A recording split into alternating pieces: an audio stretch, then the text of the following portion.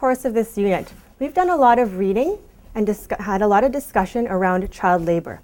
We've been exposed to newspaper articles, various websites, books, and even videos surrounding how your choices as consumers can have an impact on others around the world, particularly our trading partners.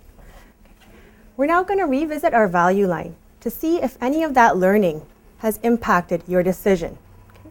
I'm going to give you some time, about 1 minute, to quietly reflect about your choice, where you'd like to place your name tag along the value line, and then turn to a partner and quickly discuss your new decision, if it has changed at all. Go ahead. I may put it and consider various factors before making an informed purchase, because now I know that there's a lot of child labor going on around the world, so I want to help reduce the child labor in the world. I would change my name to consider various factors before making an informed purchase too, because now I realize that lots of children are dying because of poverty and child labor, and I want to help put a stop to that.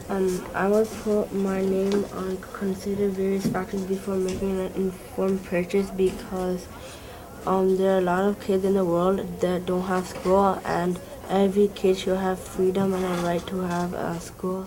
Right, so now that you've had a chance to discuss in your group about your new decision, I would like to invite each group to come up and place their card along the ledge, but be prepared to explain your reasoning behind your choice.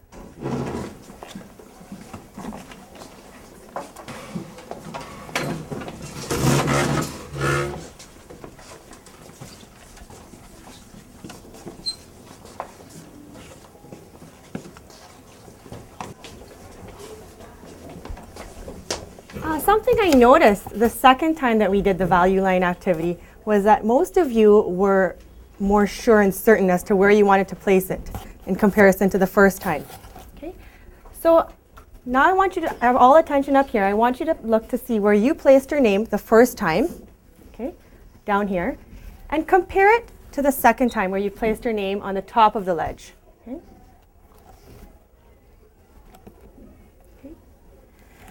Then if it has changed, I want you to turn to your partner and discuss the reasoning behind placing your name where you did the second time in comparison to the first time. Go ahead. After watching the Craig Kielburger movie, I have to think what I am buying and how it will affect the world. For example, I don't want to buy something in the sweatshop because it'll produce child labor, and I don't want that to happen. I changed mine to consider various factors before making an informed purchase, because I've learned a lot about child labor now. So now I buy wisely, look where it's made from, because it might be made by child labor. I didn't change my position because I still don't support child labor, and I still want to consider all the various factors before purchasing an item. Thank you. So now that you've had a chance to discuss your new position or your old position, if you've maintained your opinion on the value line, would anyone like to come up to the board and explain to the class why they positioned themselves the second time on the value line where they did? Kirthanen. First, I was here. Now I'm here. I changed spots because now I know that poverty has been a big thing for several years. So I want to put a stop to it. Looking at all the possible factors and seeing if it's worth buying this item or not, because if there's a store that sells a shoe for $70 and there's another shoe that sells the same shoe for $120, I'll try buying the shoe for $70 instead of $120 so I could save money and give it to the Salvation Armies and charities. First I was here, and now I'm over here. I changed because I know that child labor has been around for many years, and if after watching the movie, I have to think about what I'm buying and how it'll affect the world.